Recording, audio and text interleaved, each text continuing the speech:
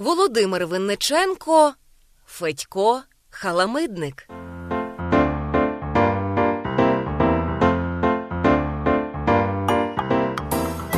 Це був чистий розбишака Халамидник. Не було того дня, щоб хто-небудь не жалівся на Федька.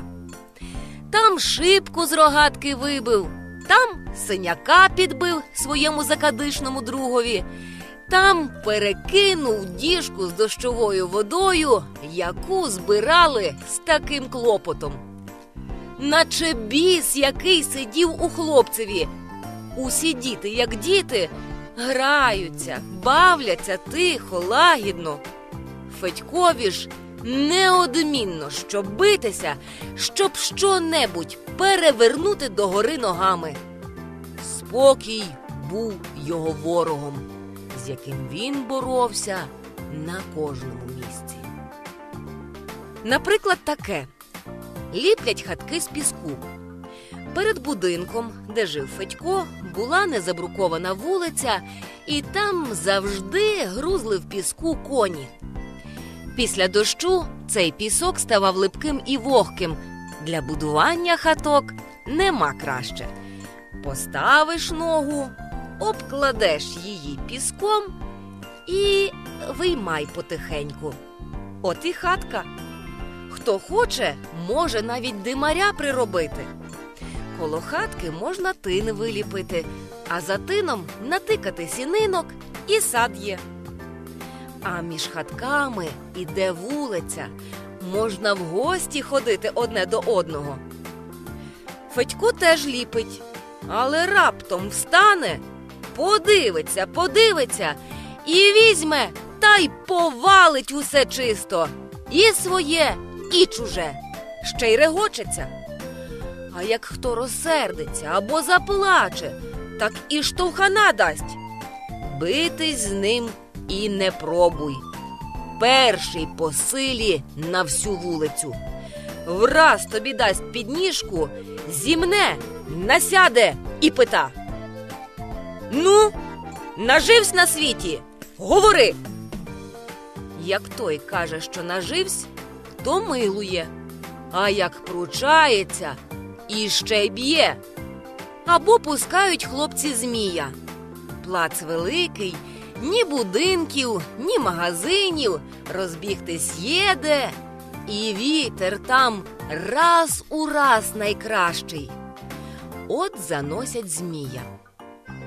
Федько сидить у себе на воротях, як соловей-розбійник на дереві, і дивиться. Він усе любить або по кришах лазити, або на воротях сидіти. Ворота високі, і там ніби скринька така зроблена. В тій скринці і засідав Федько. «Пускай!» – кричить той, що держить. Змій виривається, але зразу ж козиряє і б'ється об землю. Федькові досадно. Дурні, хвіст короткий. Але він сидить і не кричить нічого. Його думка зовсім інша. Хлопці догадуються і прив'язують до хвоста ганчірку. Тоді змій плавно й легко здіймається вгору. Приємно держати його. Вітер чудесний, тільки розсотуй нитки, та дивись, щоб на вузликах добре зв'язані були. Змій кокетує і хитає головою то в той бік, то в другий, наче комусь шепче на вухо то з одного боку, то з другого. А як дерчітки ще начеплені, аж дух радіє. Цілий день би стояв та держав, та дивився вгору. Небо високе-високе, синє та й холодне, а змій у ньому білий-білий, хилитається, хвостом злегка водить, наче плава, наче йому душно, і він ліниво обмахує себе віялом. І ледве-ледве чутно лється од його дирчання дирчаток. не тільки бачиш, а й чуєш. Так, наче Гриць або Стьопка там угорі і тягне за нитку, балується там і дирчить униз. Нитка вже дугою пішла. Ех, погано путо зроблено. Як добре зробити путо, нитка не дасть дуги. Ну та нічого, розсотуй далі. Нитка ріже руку, але то дурниця. Змій все далі й далі в'ється в небо, стає менше та менше. «Телеграму давай!» Пускається телеграма, біленький папірчик начіплюється на нитку і підсовується трошки вгору. Вітер підхоплює і пішла телеграма. Ось зачепилась за вузлик і пручається, виривається. От трохи не крикне вниз. Не пускають! Але тут треба шарпнуть нитку, вітер знов підхоплює і попливла знову вгору біла вісточка. Ось уже вона недалеко, вже вона в тому місці, де навіть гаврик не може бачити нитки. Ось-ось змій прочитає телеграму. Але тут всі разом чують крик і переводять очі з змія на землю. Іде Федько, іде і кричить. Він міг би підійти тихенько, так що й не почув би ніхто. Але Федько того не любив. Він ще здалеку кричить. «Ано! Гей там! Давай сюди змія!» Буде однімати. Федько іде змія однімать. Руки в кишені, картуз на бакир. Іде, не поспішає.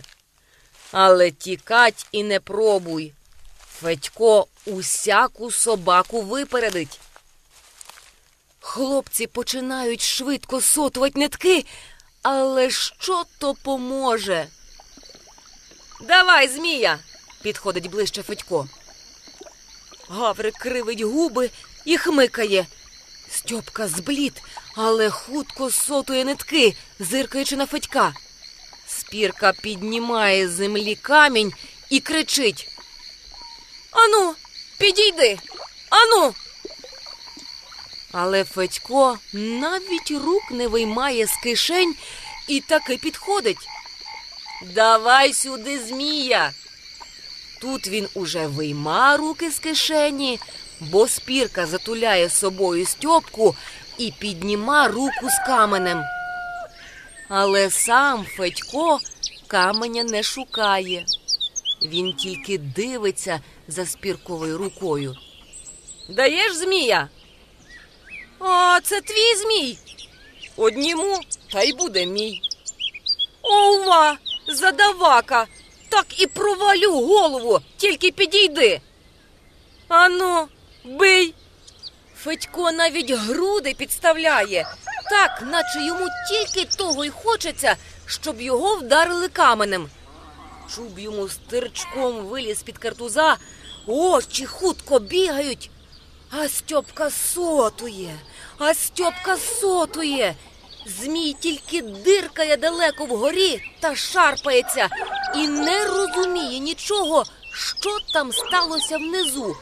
Чого його так скоро тягнуть назад? «Ну, бий же! Ех ти, боїться! Я он без каменя, на вас трьох! Льонька! Васько!» Раптом кричить Спірка. «Сюда! Федько змія однімає!» Але Федько умить зривається з місця, налітає на Спірку, ловко підставляє ногу й кидає його на землю. Тут же підскакує до Стьопки, хапа нитку і рве її до себе. Нитка тріскає, змій диркає, гаврик плаче, а Федько намотує нитку на руку і помалу задом іде додому. Вигляд у нього гордий. Спірка і Стьопка кидаються на нього, очі аж горять, шпурляють каміння, але Федько тільки угинається і регоче. «Халамидро! Ну не попадайся ти на нашій вулиці! Босявка! Зараза!» А Федько все йде та й іде. Змій уже його. Але тут буває, візьме і зробить несподіване. Коли вже хлопці далеко і не можуть йому нічого зробити, він раптом вертається і віддає змія. Навіть принесе ще своїх ниток і дасть. «На твого змія! Думаєш, мені він потрібний? Схочу, зроблю з цілого листа. Тато з типографії принесе червоної бумаги, так он якого зроблю». Але так не часто буває. Частіше кінчається тим, що хлопці біжать додому, жаліються, а їхні тато чи мама ідуть до Федькової матері і теж жаліються. А Федькові ввечері вже прочуханка. Але й тут Федько не як всі діти поводиться. І він не плаче, не проситься, не обіщає, що більше не буде. Насупиться й сидить. Мати лає, грозиться, а він, хоч би слово з уст, сидить і мовчить.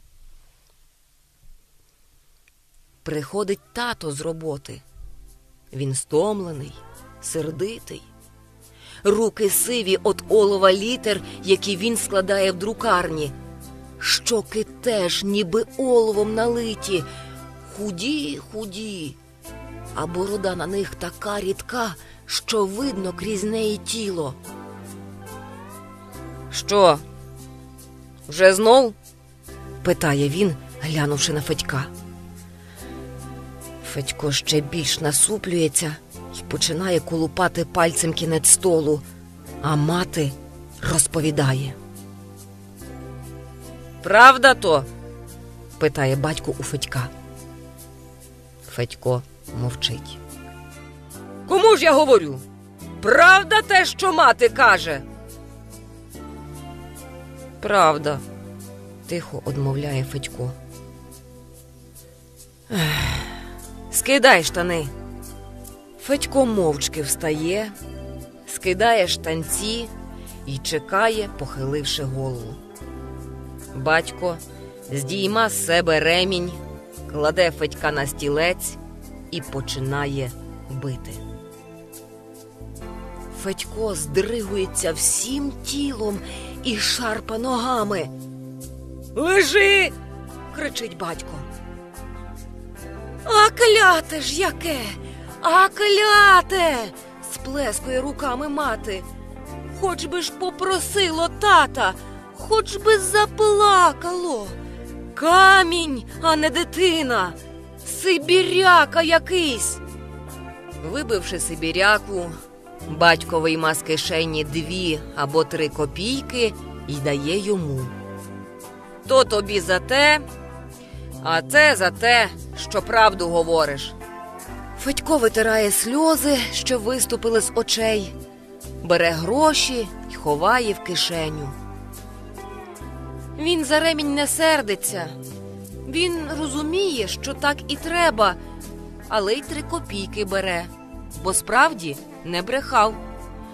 Якби він схотів, то міг би одбрехатися, але Федько брехати не любить. Не любить також Федько й товаришів видавати. Батько й за це Федька хвалить, а мати так само сердиться. Так, потурай йому, давай йому гроші, давай! Він навмисне робитиме бешкет, щоб правду сказати. Розумний батько, вчить сина. Замість того, щоб повчить його за те, що покриває других, він хвалить. Нічого, стара, за все бить не можна. За що бити, а за що хвалити? Так, хвали його, хвали. А найбільше Федькові доставалося за Толю. Толя був син хазяїна того будинку, де вони жили. Це була дитина ніжна, делікатна, смирна. Він завжди виходив на двір трошки боязко, жмурився від сонця і соромливо посміхався своїми невинними синіми очима. Чистенький, чепурненький. Він зовсім не мав нахилу до Федькових забав, але цей халамидник неодмінно спокушав його. І бідненький Толя приходив додому задрипаний, подраний, з розбитим носом. Мати його, жінка чула і теж делікатна, трохи не вмлівала, бачачи таким свого Толю. «Де ти так убрався? Хто тебе так?» – жахалася вона. Толя, плачучи, казав, що він не винен, що Федько призвів на те. В той же вечір батько Федьків допитував уже сибіряку. «Ти лазив з Толею драть горобців?» «Лазив». «Ти порвав йому штанці?» «Він сам порвав. Не вміє лазить, а береться. Хай не лізе». Але тут вмішувалась мати. «Та як ти смієш так говорити? То дитина благородна, ніжна, а ти, мужиченя, з ним так, як з Тьопкою. Та через тебе нас з квартири виженуть, щоб ти не смів підходити до його, мурло ти репане. З свинопасами тобі гратись, а не з благородними дітьми. Нещастечко ти моє! І за що мене Бог покарав таким сибірякою? А батько нічого йому й не скаже. Роби, синку, що хочеш. Бий дітей, хай нас виженуть з квартири». Батько мовчить і хмуро дивиться в вікно. На дворі вечір. З вікон хазяйського дому ледве чутко вибиваються звуки ніжної музики. Тепло і затишно там. Батько Толин десь походжає собі по просторій хаті, задумливо слухаючи музику. Тут же, мабуть, Толя, чистенький, ніжний, з щічками, як Проскура. Мати грає. Ні сварок у них, ні бруду, ні клопоту. Пожильці їм знесуть плату за квартири, мужики за землю грошей привезуть. Їх ніхто не вижене з квартири, хоч би Толя як обидив Федька. «Скидай, сучий сину, штани!» Раптом грізно звертається батько до Федька. Федько з-під лоба дивиться на тата. «Завіщо?» ледве чутно питає він. «За те, що водишся з благородними дітьми.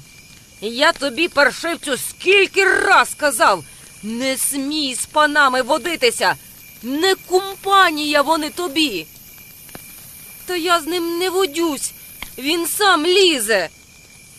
«Жени його під 3 чорти от себе, яка він тобі компанія? Лягай!» Федько лягає, але батько так б'є, що мати зостається зовсім невдоволена.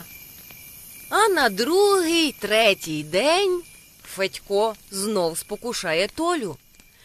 І спокушає якраз в такий момент, коли ні одному чоловікові в голову б того не могло прийти. Скажімо так, на дворі буря, дощ лється з неба такими патьоками, наче там 1000 Федьків перекинули 1000 діжок з водою. Хмари аж сині, кошлаті, так і розрізують їх зеленяві блискавки.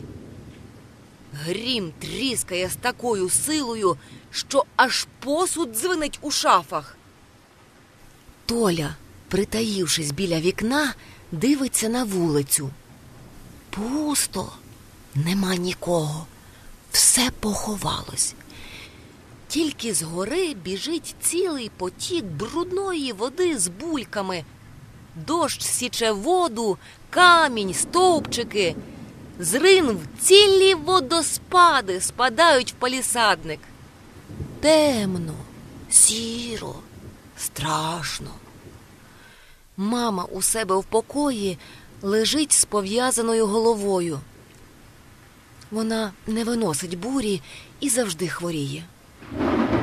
Толя теж заховався б кудись, але мама заборонила йому сидіти біля вікна. І через те Толі страшенно кортить ще посидіти й подивитись. Який буйний та брудний потік біжить по вулиці.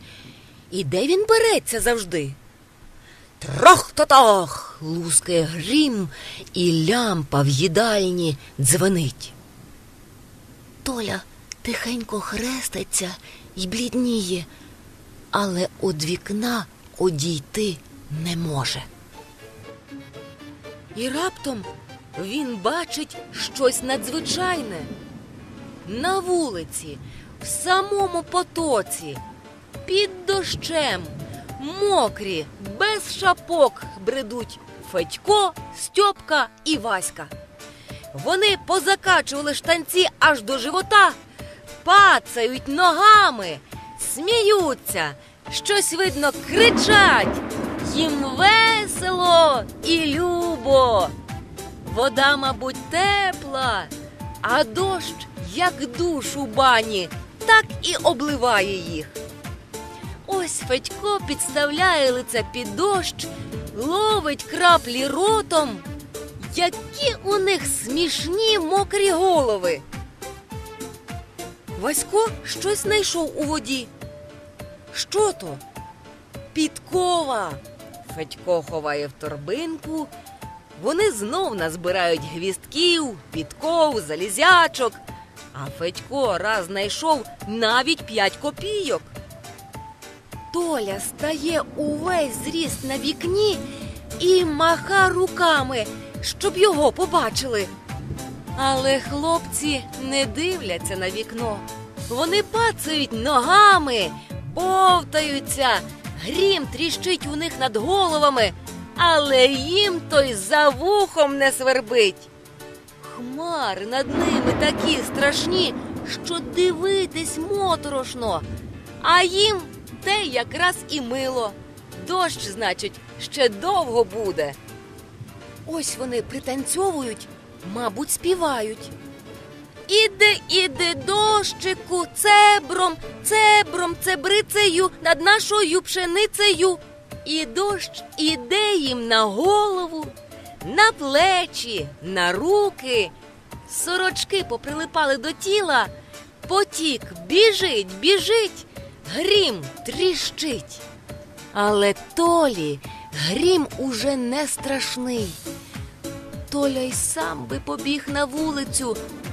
Він ще дужче маха руками. Але постукати боїться, бо мама почує. Нарешті Федько помічає Толю і почина махати рукою, закликаючи до себе. Васько і Стьопка теж вимахують, показують підкови, гвістки, пацають ногами, підскакують. Васько пада і сідає просто в воду. Федько і Стьопка регочуться, а Васько за ними.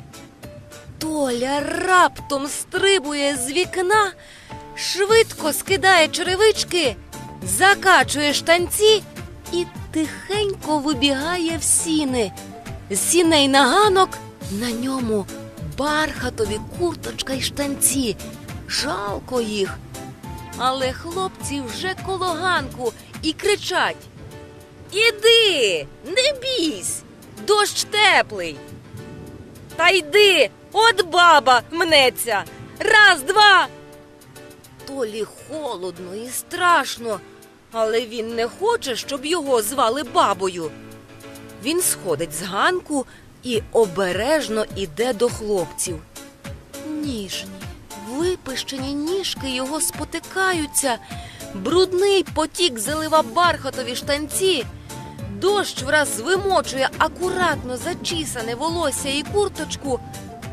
Спершу від цього холодно, але потім робиться так славно, мило. Толя від приємності аж вищить і паца ногою по воді. Хлопці теж кричать і, схопившись за руки, біжать униз. Толя посередині.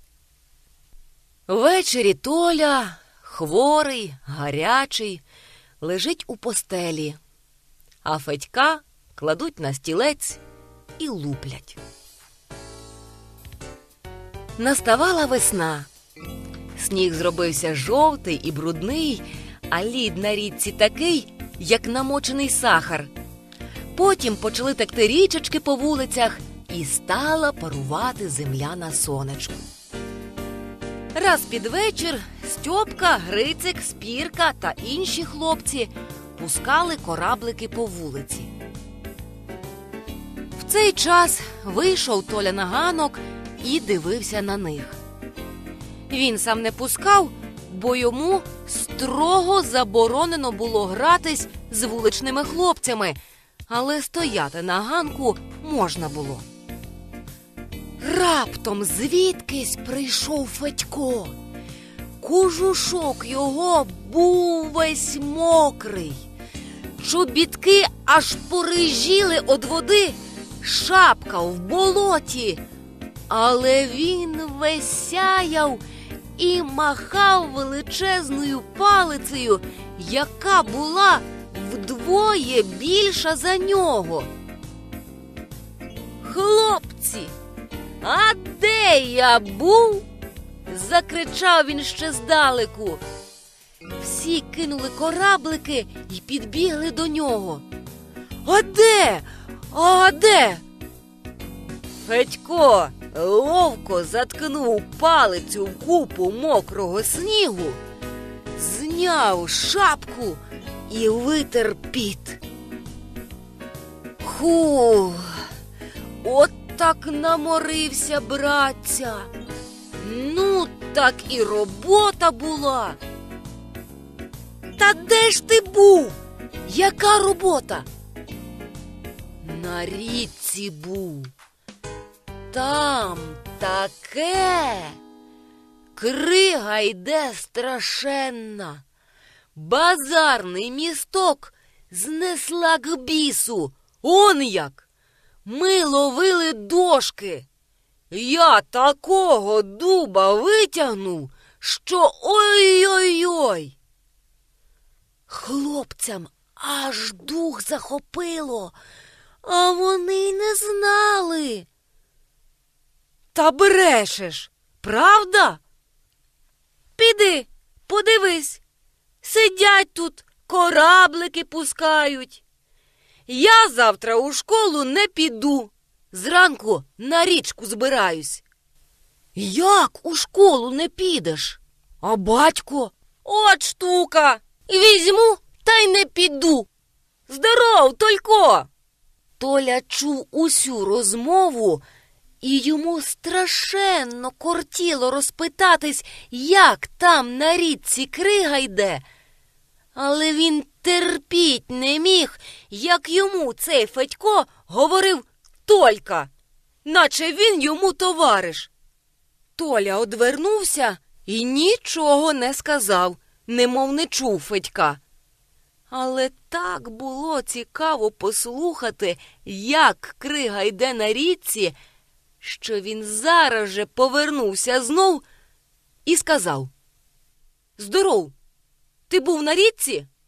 «Був». «Здорово йде?» «Біжи подивись, як мама пустить», – посміхнувся Федько й одвернувся від Толі. Толя почервонів. Як він сміє насміхатись, мурля погане! Як пожаліється татові, йому зададуть. А Федько розказував тим часом далі. Всі ця річка йде. Страшенно так суне та тріщить, а народу на березі повно. Один хлопець хотів поїхати на кризі та злякався. А я завтра поїду. Толя хотів іти додому, але, зачувши ці слова, навіть зійшов униз до хлопців.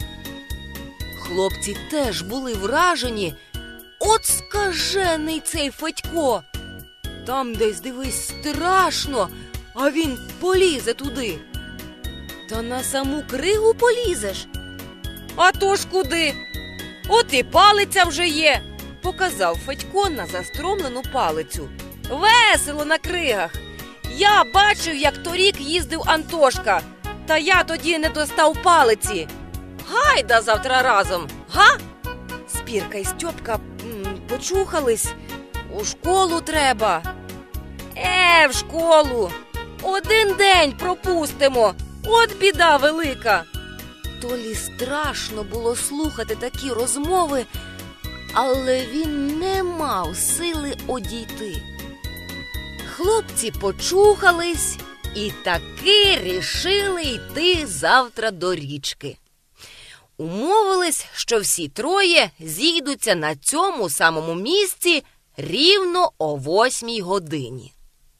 Коли Федько прийшов на другий день на призначений пункт, він застав там Спірку, Стьопку і Толю. Толя був увесь закутаний у шарфики, з-за яких визирав тільки кінчик носа та оченята. Оченята йому були якісь чудні, не то винуваті, не то злякані. Федько Толі здивувався. «А ти чого? Може, теж з нами?» Толя трошки почервонів і сказав: «Я тільки підійду, подивлюсь, а потім піду в школу». «Іди, дивись», – згодився Федько і почав витягати з снігу палицю. Він її сховав туди ще вчора ввечері. Палиця чудесна була, на кінці гостра, ще й з гвістком, як устромиш у кригу, не посковзнеться. Книжки Федько прив'язав собі на живіт і закрив кожушком. Смішно було дивитись, що він став такий пузатий. «Наче твій тато», – сказав Спірка Толі. То була правда. Сам Толя це бачив, але йому все ж таки досадно стало. Тато, зовсім не тато, а папа. А потім, що ж тут такого, що у його папи більший живіт, ніж у їхніх тат? Бо його папа багатий, от і все. Толя їм нічого все ж таки не сказав. Він був хлопчик делікатний, вихований. Федько, той, якби зачепили його тата, зразу б грубості почав говорити, а то й битись поліз би. А Толя навіть щось сказав до Спірки, але Спірка не чув, бо вони в той час підійшли до спуску з гори. Тут уже не до балачок, стало видно річку. Повені ще не було, але яка стала чудна річка. Вся сіра, покопирсана, ряба. На березі комашнею стоять і ходять люди. Сонце хитро виглядає з-за парового млина. Галки кудись летять довгими рядами і кричать. А як блищить кінчик хреста на Богоявленській церкві. Ух, гарно. «Ану, на випередки!» – раптом закричав Федько, і як вихор зірвався з місця. Стьопка і Спірка заверещали й побігли за ним. Толі теж хотілось і заверещати, і побігти, і навіть фецнути так само ногою, як зробив Стьопка. Але він того не міг зробити. Кричати на вулиці не личить благородним дітям. Бігти ж трудно, бо кожушок його такий довгий та тяжкий, а на ногах глибокі калоші, та ще на спині ранець з книжками. Толя тільки дивився, як миготіли ноги Спірки та Стьопки. Ось Стьопка загубив книжки, зупинився, підхопив, знов фицнув і полетів за передніми. Толя нагнав їх аж коло самої річки. Зблизька річка здавалась ще чуднішою. Видно було, як помалу, тяжко йшла крига. Лід тріщав, лускався, крижини лізли одна на одну. Чисто було схоже на те, як женуть великий гурт волів. Вся сіра маса худоби сунеться помалу. Але деколи один віл вилізе на другого, і тоді в тому місці починається гармидер. Вони налізають один на одного, стоять, крутяться, аж поки ті, що почали гармидер, не проштовхнуться наперед. По всьому березі стоїть народ. Хлопці живжиками просуваються поміж дорослими і без перестанку кричать дзвінкими, веселими голосами. Скільки тут школярів, які завтра скажуть учителю, що їм у цей день голова боліла, і вони не могли прийти у клас. А річка все суне і суне вперед. Крижини з мокрим рипом труться одна об одну. Вони такі поважні та старі, аж жовті. Звідки вони припливли сюди? І куди попливуть? От сісти б на одну з них і їхати на ній десь далеко-далеко. Кругом другі крижини. Їх треба отпихати, щоб не лізли на цю. А то, як налізуть, то потоплять. Добре, як встигнеш перестрибнути на другу, а як шубовснеш у воду. А вода, чорна, глибока та холодна, аж пищить. Але знаходяться смільчаки, що стрибають на крижини і їдуть на них якийсь час. Десятки хлопчачих очей з заздрістю слідкують за молодцями, а молодці візьмуть та ще й ногами потопають по льоду. От, мовляв, крига яка, не провалиться.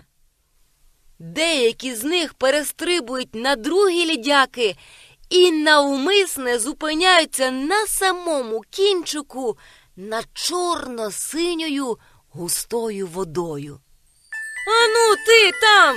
Хочеш раків половить?» – кричить хто-небудь з дорослих на молодця. «Злізай на берег! Шубовсне в воду! Витягай його!» Молодець ніби не чує, але, потопавши на кризі, сходить на берег. Толя часто подивлявся на Федька. Ну, що ж він не йде на кригу? Федько щось говорив Стьопці і Спірці і показував на річку головою. Толя підійшов ближче і почав слухати. «А то що? Стрибають тут», – говорив Федько. «Подумаєш, яка штука? Ні, нехай хто на той бік по кризі перейде. От буде герой!» «Ну, на той бік», – покрутив головою Стьопка. «Як затре кригою, що будеш робити?» «А ти на другу», – блиснув очима Федько. «А з тої ще на другу. От, зроби так. Зробиш, га?» А ти зробиш? Може, й зроблю. Толі страшенно хотілось подивитись, як Федько буде стрибати з крижини на крижину. Він пострибає і, розуміється, злякається й почне плакати. Його знімуть з криги, а всі потім будуть з його сміятися. Хай не задається. «Ні за що не зробиш», – сказав Толя Федькові, киваючи на річку. Федько мовчки подивився на нього і нічого не сказав. А Толя бачив, як у Федька навіть губи побіліли, а очі стали такі чудні, гострі, коли він вдивлявся в кригу. Ага, мабуть, боїться. «Ану, спробуй», – знов сказав Толя. «Ти ж хвалився, що будеш їздити на крижинах. Ану». А крижини сунули та сунули. Іноді вони розривалися, і між ними робилася чорна, страшна латка води. В тій воді пливала солома й трісочки. І солома, і трісочки крутились і десь зникали. Так вертіло там воду. «А давай об заклад, що перейду на той бік», – умить звернувся Федько до Толі. «Ба не перейдеш». «Ну, давай, об що йдеш? Як перейду, даси мені свій ножик, що з костяною ручкою. А як не перейду, я тобі дам свого чижика. Хочеш?» Толі зовсім не хотілось чижика.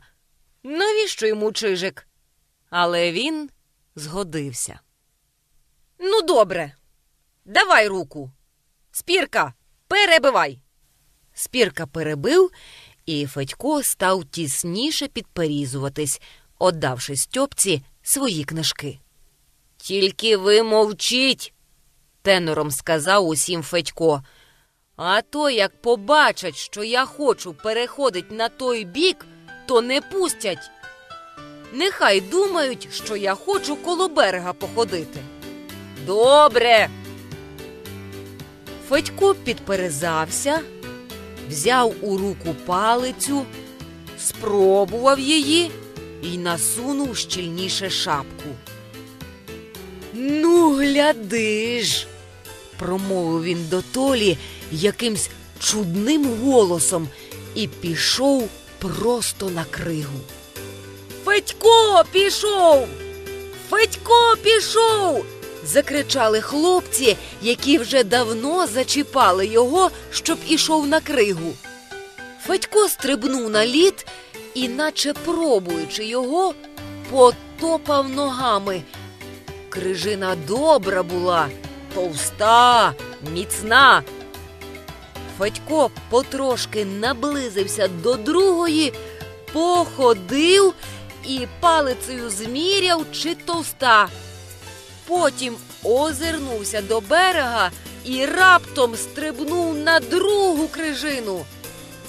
Спірка, Стьопка й Толя дивились за ним з заумиранням серця.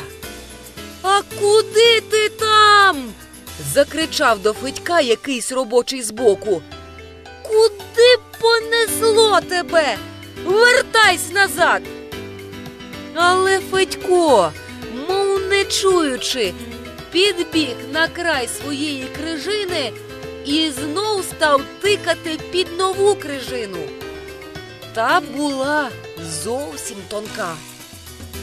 Спробував надушити її палицею, угинається, а позаду кричать і махають руками, щоб вертався. Федько вибрав іншу, ця товща. Розбігся і стрибнув. Крижина тільки злегка хитнулась і заспокоїлась. «Та що він, сказився, паршивець!» – закричали вже інші на березі. «Куди його потягла нечиста сила? Ей, Ей ти! Вертайся сюди, заразі! Ну, дивіться на цього одурілого хлопця! Та біжіть! Стягніть його, сукиного сина! Але бігти було вже пізно. Федька несло вниз, і він був уже на середині. Він часом оглядався, піднімав на палиці шапку, весело крутив нею і кричав щось. Розібрати не можна було, що він саме кричав, але чути щось веселе і завзяте. «Та чий він?» – питалися кругом. «Федько! Івана, типографчика син! Халамидро, звісне!» «Ну і пробий голова! Ач яке виробляє! Ах ти ж, Боже наш!» А Федько справді щось надзвичайне виробляв на річці. Він то повз на животі по тонких крижинах, то впирався палицею і перестрибував через водяні латки, то бігав з кінця в кінець криги, не маючи виходу. Здавалось, ось-ось налетить на нього ота кучугура криги, зітре, зімне, сліду не зостанеться від комашинки хлопчика. Але комашинка якимсь чудом ловко видряпувалась на самий гребінь кучугури, скоренько з'їжджала з неї і бігла знову з крижини на крижину. На березі було тихо. Хлопчики завмерли з роззявленими ротами і широкими очима. Старші хвилювались і пильно слідкували за кожним рухом шибеника. Як той щось замнеться, так всі зараз затурбуються. Деякі починають кричати всякі поради. «Вправо! Вправо бери, сукин син!» «Куди вправо?» – махає на порадника другий рукою. «Там вода, хай жде, друга крижина підпливе. Не руся, стій на місці!» На щастя, Федько не може чути ніяких порад і щасливо добирається до берега. Хлопчаки починають від щастя пищати, боротись, кидати каміннями у кригу. Дорослі легше зітхають і, хитаючи головами, лають Федька халамидника. Але в лайках нема ні злості, ні досади. Ловкий хлопчак, що й говорити. Як брався собака, га? Федько з того боку махає надітою на палицю шапкою. Той берег пустий, бо туди не можна пройти з вулиць, чиїсь мури і тини. А як же він назад добереться? Невже знов по крижинах? А так і є, він знов на крижинах. Справді, Федько стрибнув на крижину, потім на другу, і знов на березі всі притихли, слідкуючи за отчаяним хлопцем.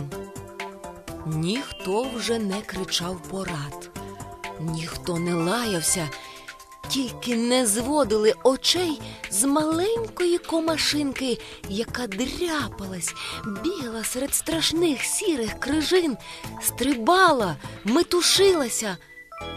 Така маленька комашинка, а як вона ловко, безстрашно обдурювала величезні шматки льоду, що з тріском лізли на неї, немов збирались розчавити нахабне живе створіння. Як це створіння топтало ту сіру купу криги і ще навіть часом вимахувало своєю малюсінькою паличкою. «Ну й шибеник!» – зітхав хто-небудь, як Федько видряпувався з крутного місця. А шибеник все ближче й ближче присувався. Ось, уже недалеко, видно вже, Як швидко оченята його бігають на всі боки, вишукуючи місце, де перестрибнути. Найшов, вперся палицею, палиця сприснула, ударив дужче в лід і знову перся. Стоїть добре. Раз – і вже на другій крижині. Жилове чортове хлопча, стриба як кішка. І от хлопча уже на березі. Круг його крик, писк товаришів. От це молодець, так молодець. От як треба. Ну, щастя твоє, що ловкий, качають головами дорослі, але не лають і не сердяться. Що говорити такому зайдиголові? Толя аж задихався, дивлячись, як Федько перебирався по крижинах. Оченята йому розгорілися, серце билося міцно і гаряче. Нічого там страшного нема на тих крижинах. А зате як інтересно, як весело. От би взять та собі побігти. Тільки скинуть калоші, а то в них важко. То зовсім не трудно. Узять у Федька палицю, встромляти у лід і стрибати. Велика штука. А коли Федько вийшов на берег, коли його отовпили хлопці і з радістю та захватом дивились на нього, як на героя, Толя почув, що він теж може перейти. І не тільки може, а от візьме й перейде. І він, нічого нікому не кажучи, хутенько скинув калоші, струсив ранець з плеч на землю і підійшов до Федька. «Дай мені свою палицю!» – сказав він. Федько здивовано подивився на панича. «Нащо тобі?» «Я теж хочу йти на той бік». «Куди?» «На той бік!» Спірка і Стьопка так і фиркнули. Але Федько не засміявся. «А як упадеш у воду?» «Не бійсь, не впаду! Давай!» «Лучше не треба, Только. Ти не вмієш». «Ова! Ти один умієш? Ну, давай палицю! Що, може, жалко?» «На!» – стиснув плечима Федько. «Тільки гляди!» Толя взяв палицю і пішов на кригу. «А куди знов? Чого? Хто?» – раптом закричали люди, побачивши Толю на льоду. Але Толя, так само, як Федько, побіг далі і стрибнув на другу крижинку. У цей час насунула ціла купа льоду й одрізала Толю від берега. Толя опинився сам серед страшних холодних крижин, які всі ворушились, лізли одна на одну, тріщали, крутились. На березі щось кричали, бігали.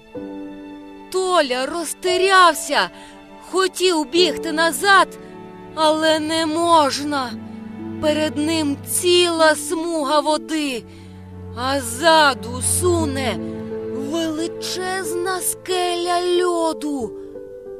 Вона наче спеціально хоче налізти на Толю, так весь час напирає на його кригу.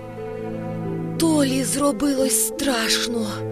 В руки стало якось дуже холодно, ноги ослабли і сковзались по льоду. Хотілось упасти на лід, притулитись до нього всім тілом і кричати, кликати на поміч.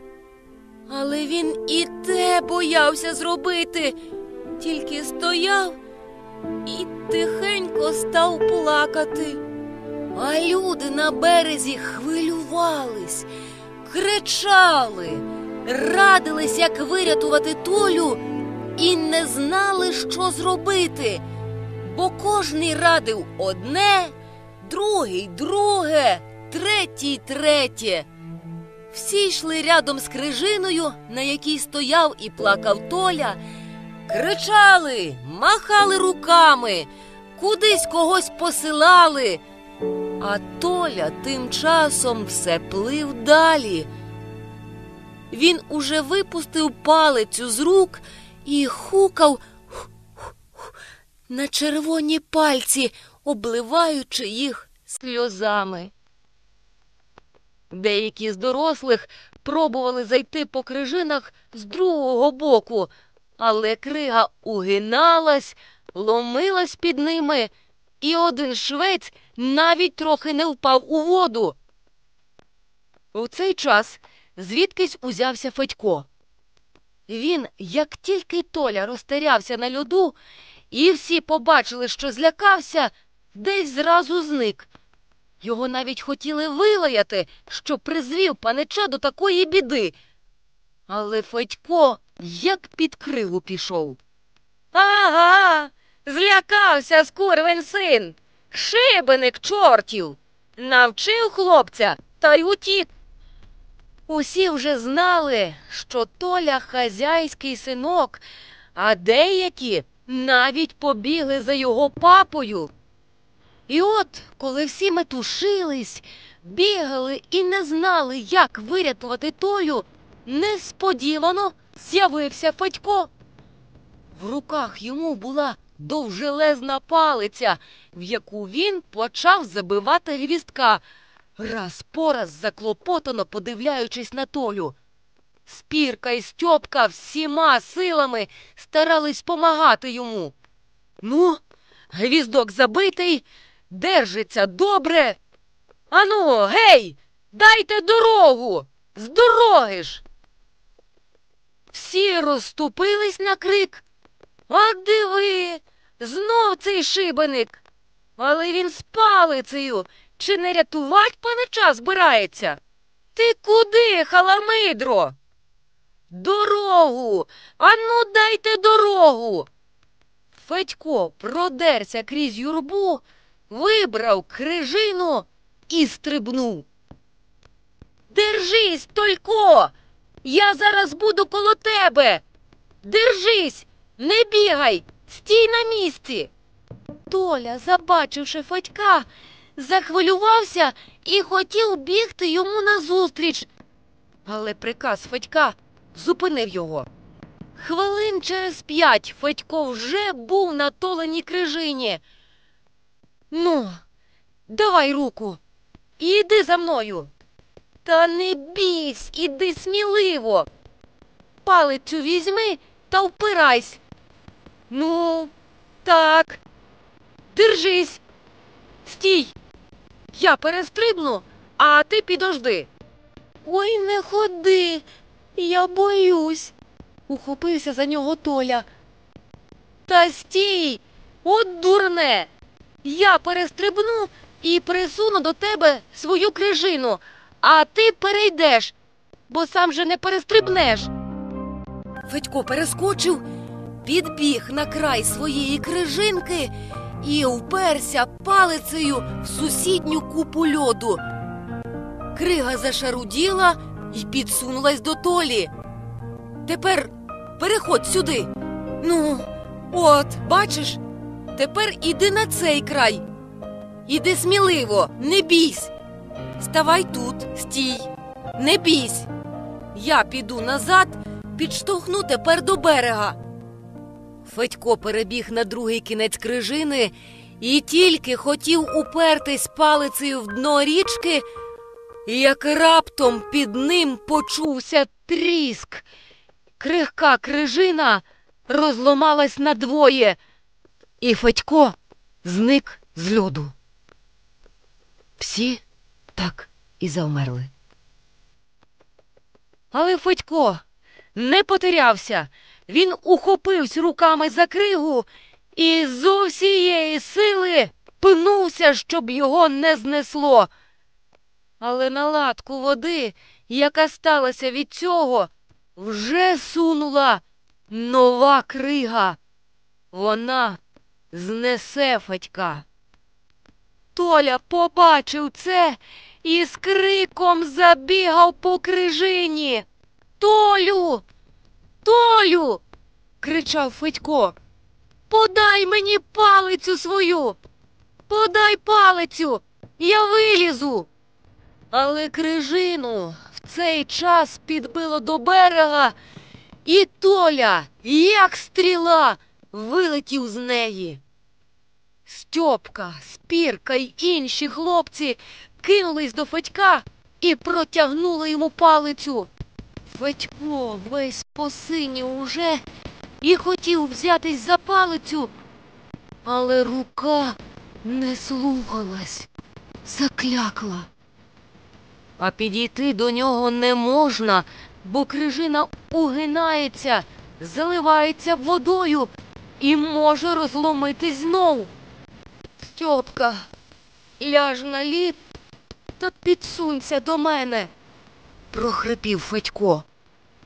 З берега дорослі щось кричали, але хлопці їх не слухали.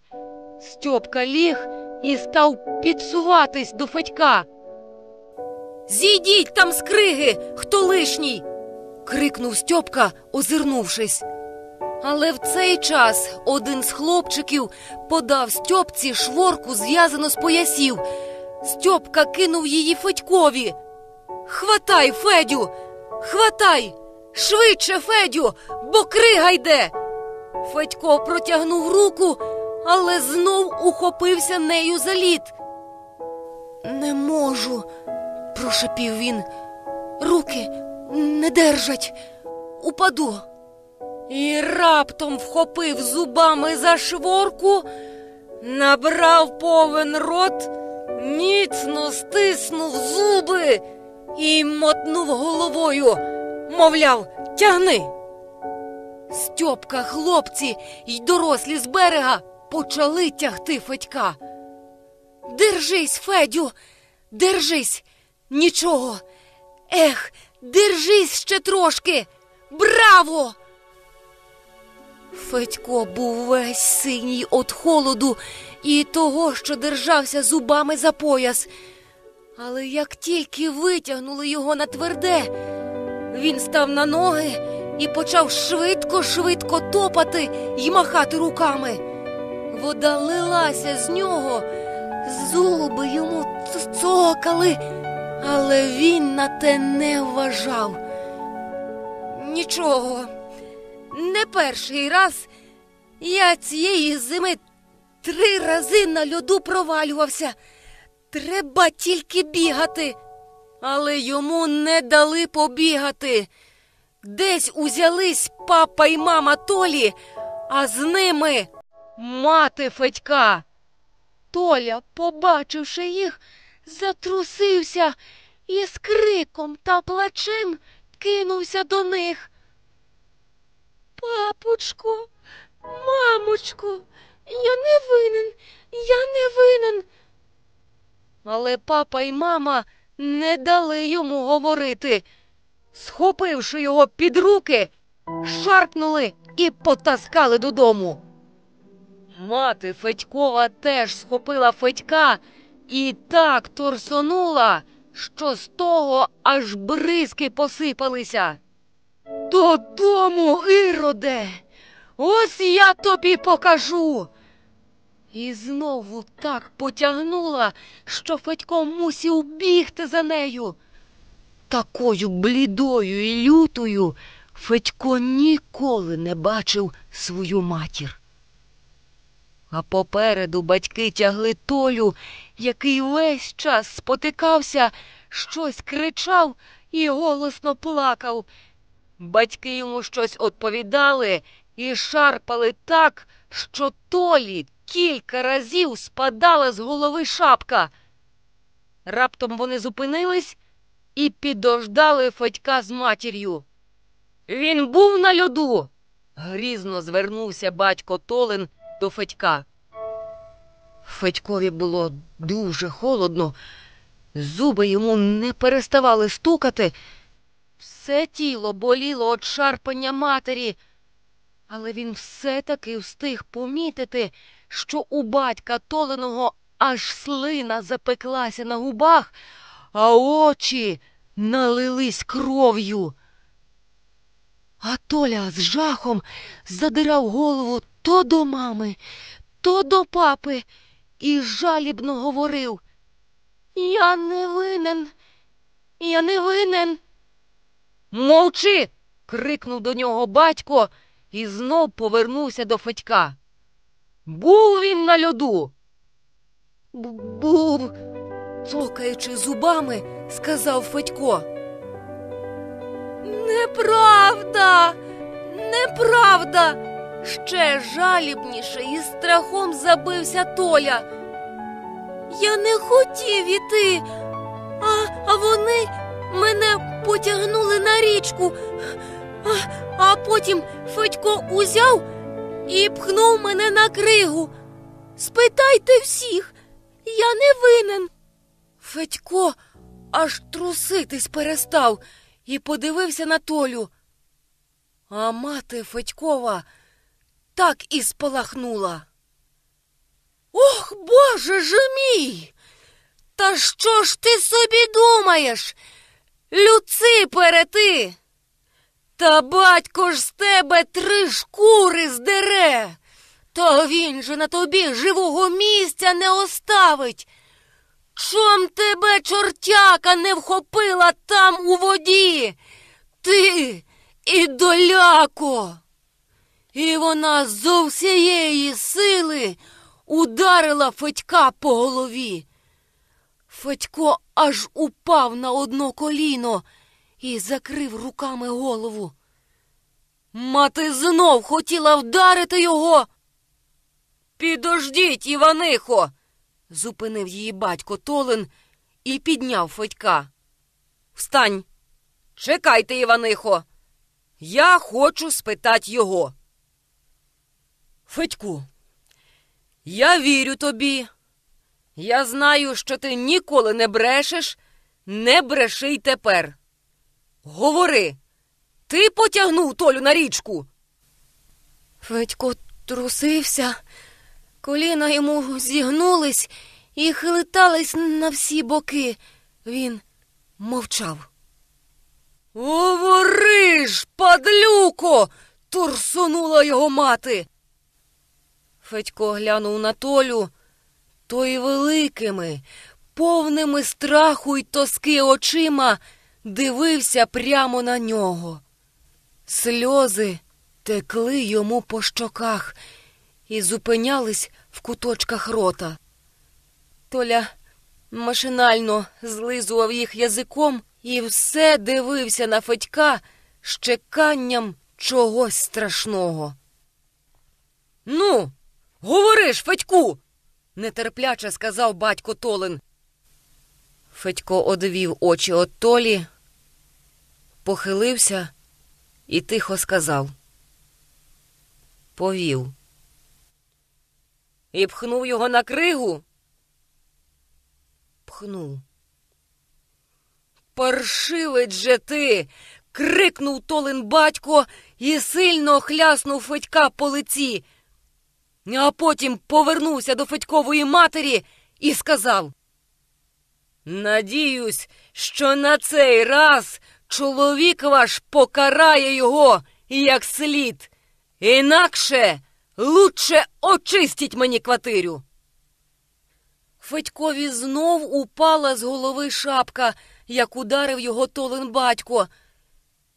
Він підняв її й подивився на Толю. Але Толя тулився до матері, яка милувала вже і жаліла його.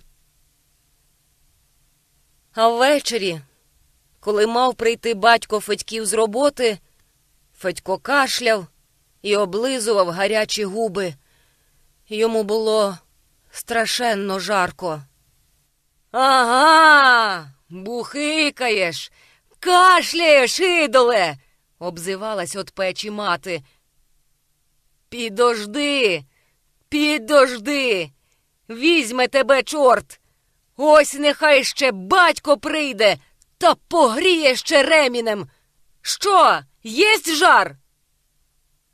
Єсть, тихо відповів Федько, а сам придивлявся, як в очах його стояли дивні, жовті й зелені плями. Коли батько прийшов і мати стала йому розказувати, Федькові в очах уже було зовсім жовто, і голова була страшно тяжка й гаряча. Така була тяжка, що не можна було держати її на плечах, і хотілося покласти чи на стіл, чи на землю, чи хоч у піч, аби покласти. Мати говорила, але Федько навіть не слухав і не пам'ятав вже нічого.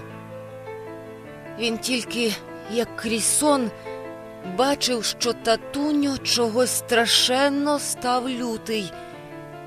Такий лютий, що аж говорити не міг, і тільки хапався то за горло, то за ремінь.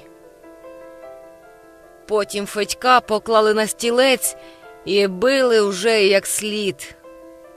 Але Федько й на цей раз навіть не скрикнув. Тільки як батько пустив на мент руку, якою держав його, Федько впав додолу і не рушався. «Вставай!» – ревнув батько й шарпнув сина за руку. Але рука була така гаряча, а лице сина було таке дивно спокійне, що батько кинув ремінь і нахилився до Федька. Федько вже нічого не чув і не бачив. А через 3 дні він лежав мертвий. Разів зо 2 він приходив до пам'яті, питав, чи били Толю, щось бурмотів і знов падав непритомним. В непритомності когось просив, комусь грозився і все чогось допитувався у Толі. Батько і мати не одходили від його постелі, трусились і мовчки боролись з смертю. Але смерть поборола. На 4-й день Федька ховали. На кладовище йшли хлопці зо всіх сусідніх вулиць. Спірка, Стьопка і Гаврик плакали навзрид. А Толя тихенько виглядав із вікна. Мама йому строго наказала не виходити до вуличних хлопців, а йому було цікаво подивитись, як будуть ховати Федька-халамидника. Коли Федькова труна сховалась за рогом вулиці і не було вже нікого видно, Толя одійшов від вікна, перекрутився на одній нозі і побіг гратися з Чижиком. Цього Чижика він сказав Федьковій матері віддати йому, бо він його виграв у Федька.